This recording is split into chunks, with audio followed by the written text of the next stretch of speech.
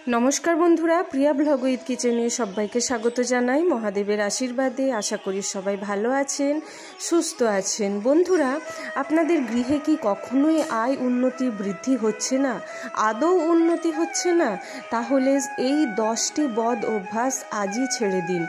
देखुन बंधुरा अनेकेई पूजो अर्चना करे थाकेन, किन्तु ता सत्त्वेও तारा बोले थाकेन जे आमादेर संसारे केन आय उन्नति बृद्धि होच्छे ना, केन आर्थिक समस्या আপনারা রয়েছেন, কেনই বা মানসিক শারীরিক নানান দিক দিয়ে অসুবিধে নানান সমস্যার সম্মুখীন হচ্ছেন।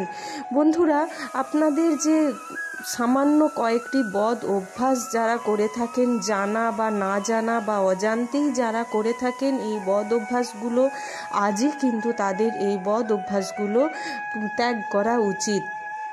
বন্ধুরা, যারা এই বদ অভ্যাসগুলো করে থাকেন দেখবেন যতই রোজগার করুক, টাকা পয়সা অনেক অনেক লাখ টাকা মাসে ইনকাম করুক, ঠিক মাসের শেষে দেখছেন কোনো ব্যাংক ব্যালেন্সই তারা জমাতে পারছেন না, কোন দিক দিয়ে খরচ হয়ে যাচ্ছে বুঝতেও পারছেন না। আবার বন্ধুরা, যারা রোজগার করতে পারছেন না, অনেক পুজো করছেন, অনেক মা লক্ষ্মীকে, মা নারায়ণ, শ্রী নারায়ণকে, শ্রী বিষ্ণুকে পুজো অর্চনা করছেন, কিন্তু তা সত্ত্বেও কোনো কিছুতেই আপনাদের লাভ হচ্ছে না। তো বন্ধুরা, জানুন কোন কোন বদ অভ্যেসগুলো আপনারা পরিবর্তন করবেন। প্রথমেই বলি বন্ধুরা, নাম্বার 1, আপনাদের সকাল সকাল ঘুম থেকে ওঠা। যারা দেরি করে ওঠে, একদম সূর্য উদয়ের পর যারা ঘুম থেকে উঠে, এটি একটি খুব বদ অভ্যেস বন্ধুরা। কেননা কথিত আছে বা শাস্ত্রে রয়েছে, সূর্যোদয়ের আগে সকাল সকাল উঠে বাড়ির মা বোনেদের দরজায় বা মেন গেটে জল দেওয়া একান্ত জরুরি। জল ছিটলে তবেই সকাল সকাল কিন্তু মা লক্ষ্মীর আগমন ঘটে। কিন্তু বন্ধুরা, অনেক ক্ষেত্রে দেখা যায় আজকাল তো আধুনিকতার যুগ, সারা রাত্রি ফোন, ইনস্টা, এফবি, হোয়াটসঅ্যাপ নানান ধরনের এই সমস্যার মধ্যে থেকে দেখবেন ঠিক ভোর সূর্য উঠে যাচ্ছে 7টা 8টা, তাতেও দেখছেন ঘুম ভাঙছে না। এই বদ অভ্যেসটি ত্যাগ করুন আজই। দ্বিতীয়ত, 2 নাম্বার বন্ধুরা, বাড়ি ঘরদোর নোংরা বা অপরিষ্কার বা অগোছানো রাখা, আগোছালো হয়ে এদিক ওদিক জিনিসপত্র ছিটিয়ে রাখা। দেখুন বন্ধুরা, যার যেমনই বাড়ি ঘর হোক, বাড়ি ঘর একটা রুম হোক, 2টো রুম হোক, বা কেউ ভাড়া বাড়িতেই থাকুক বা কেউ ফ্ল্যাট বাড়িতেই থাকুক, আপনারা অবশ্যই আপনাদের ঘর বাড়ি যেখানে আছেন মানেই আপনি সেখানে পুজো করছেন, ধূপদীপ দিচ্ছেন, সেই জায়গাটিকে পরিষ্কার পরিচ্ছন্ন রাখা কিন্তু আপনাদের দায়িত্ব। পরিষ্কার পরিচ্ছন্ন গোছানো এই জিনিসটি মা লক্ষ্মী সব থেকে বেশি পছন্দ করে থাকেন। তৃতীয়ত বন্ধুরা, আপনারা ফাটা জামা কাপড় বা বস্ত্র পরিধান করা। দেখুন বন্ধুরা, কথিত আছে আপনারা ছেঁড়া ফাটা জামা কাপড় যদি পরিধান বা করেন, ওই বস্ত্র যদি পরেন বা পরিধান করেন, ওই সুতো যত উঠে উঠে আসবে তত আপনাদের ভাগ্যও কিন্তু উঠে যাবে, ভাগ্য উন্নতি তত হবে না, তত বন্ধুরা আপনাদের দেখবেন আয় বৃদ্ধি হতে বাধা প্রাপ্ত হচ্ছে। তাই বন্ধুরা, ফাটা ছেঁড়া জামা কাপড় পরা বন্ধ করুন। এক একজনের স্বভাবে আছে, অনেকের তো থাকে না, ধরুন যারা রাস্তাঘাটে পথে ভিখিরিরা ঘোরে তাদের তো থাকে না, ছাড়ুন, কিন্তু অনেকের দেখবেন আছে আলমারি ভর্তি জামা কাপড় আছে, কিন্তু অভ্যেস যাদের বদ অভ্যেস ফাটা ছেঁড়া জামা কাপড় বাড়িতে পরে থাকবে। হয়তো ওনারা ভাবছেন আমরা তো বাড়িতে আছি, কি দরকার, কে দেখছে, কিন্তু না বন্ধুরা, বাড়িতে রয়েছে আপনাদের ইষ্ট দেবতা, বাড়িতেই রয়েছে আপনাদের কুলদেবতা। তাই বন্ধুরা, বাড়িতেও পরিষ্কার পরিচ্ছন্ন ভালো বস্ত্র পরিষ্কার পরিধান করে থাকুন। চতুর্থত বন্ধুরা, হলো আপনাদের সিঁড়ির নিচে বা ছাদে কোনো নোংরা আবর্জনা জমিয়ে রাখা, ভাঙা চোরা জিনিসপত্র ছাদে রাখা বা সিঁড়ির তলায় কোনো নোংরা আবর্জনা স্তূপ জমিয়ে রাখা।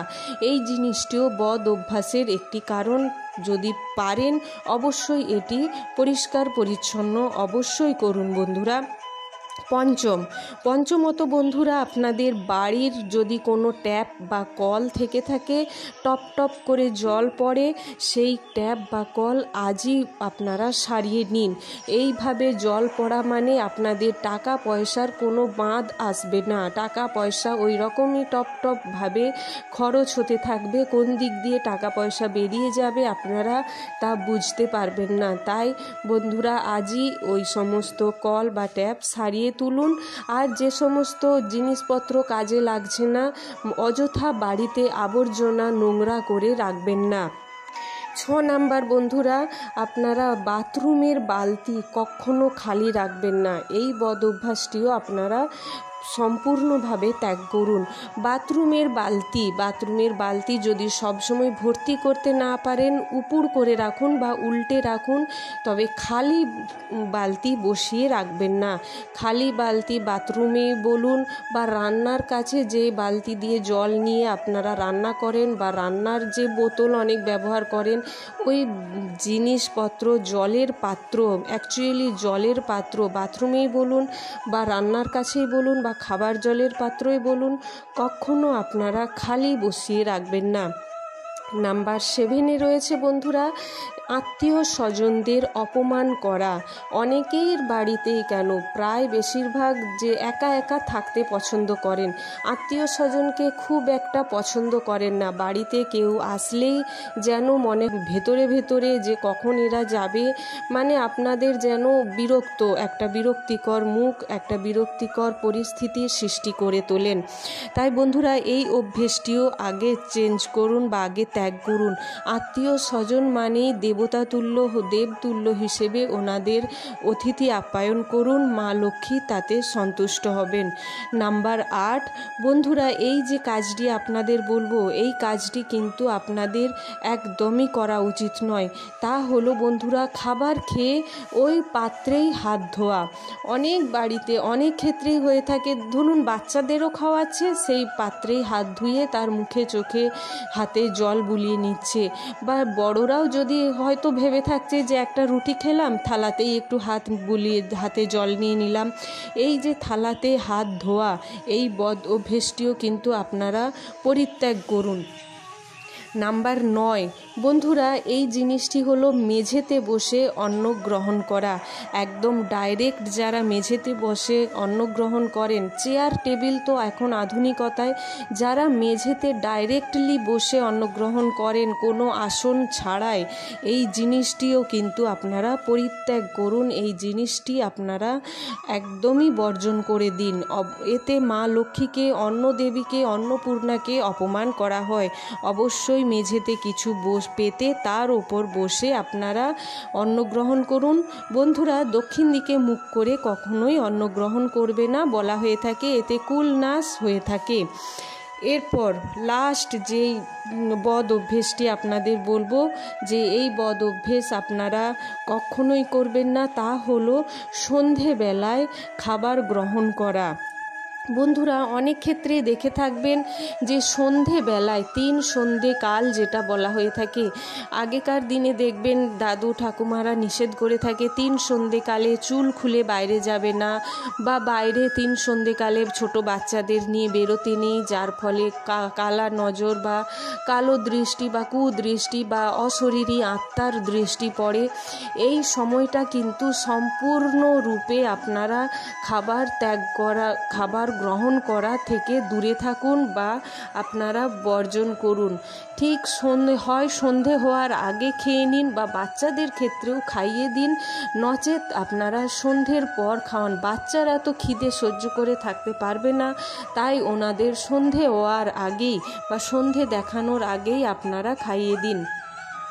তো বন্ধুরা এই সমস্ত বদ অভ্যেসগুলোর সাথে সাথে আপনারা বাড়িতে অবশ্যই পুজো অর্চনা করুন। রোজ সকাল সকাল উঠে স্নান সেরে, বাসি কাজকর্ম সেরে স্নান সেরে পুজো অর্চনা করুন, সামান্য ভোগ নিবেদন করুন।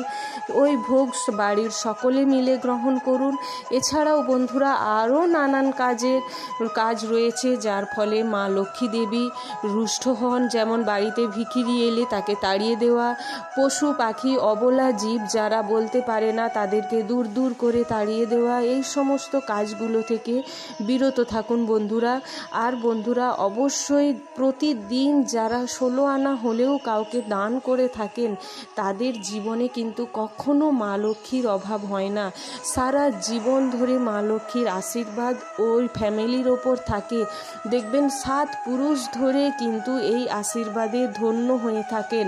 তাই বন্ধুরা আজই এই বদ অভ্যাসগুলো পরিত্যাগ করুন, সু অভ্যাস করুন, দেখবেন আপনাদের জীবনে সব দিক দিকে সফলতা আসছে। তো বন্ধুরা এই ছিল আজকের ভিডিও।